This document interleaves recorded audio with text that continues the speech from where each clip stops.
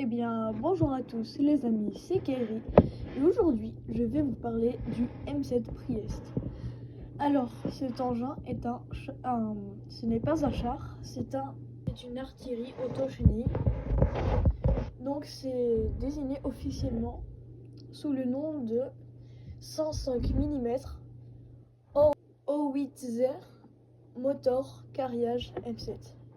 Le M7 Priest est un canon automoteur produit au cours de la Seconde Guerre mondiale par les États-Unis.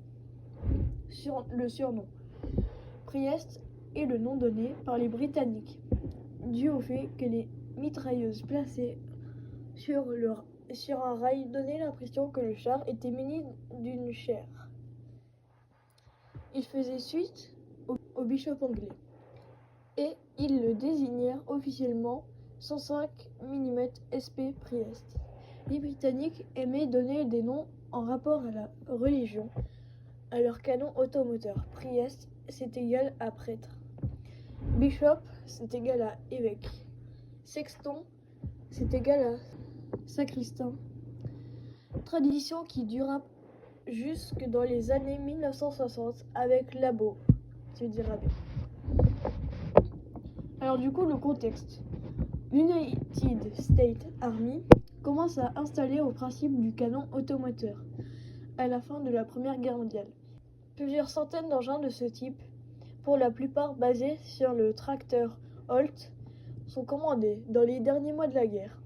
Mais la fin du conflit met fin au programme, après que seulement une poignée ait été fabriquée. Les expérimentations se poursuivent dans les années 1920. Mais les faibles budgets de cette époque ne permettent pas d'aller plus loin. Au début de la Seconde Guerre mondiale, seul le 1er bataillon du 6e Fighting Artillery est ainsi mécanisé.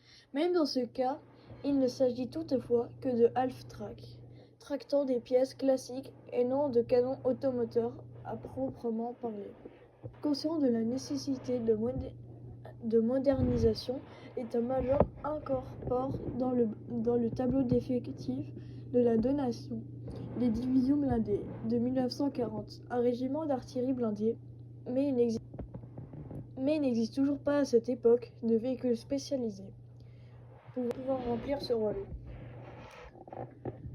Ce n'est que lorsque le général Jacob Devers, un artilleur, arrive à la tête de l'Armored Force en août 1941 que des efforts sérieux commencent à être entrepris en ce sens. Un premier prototype nommé T-19, un canon de 105 mm sur un half-track, est ainsi testé au terrain d'essai d'Aberdeen dès novembre 1941. La production en série débute en janvier 1942, mais s'arrête en avril. Une meilleure solution ayant été trouvée dans une intervalle. Donc voilà, c'était tout pour ce char.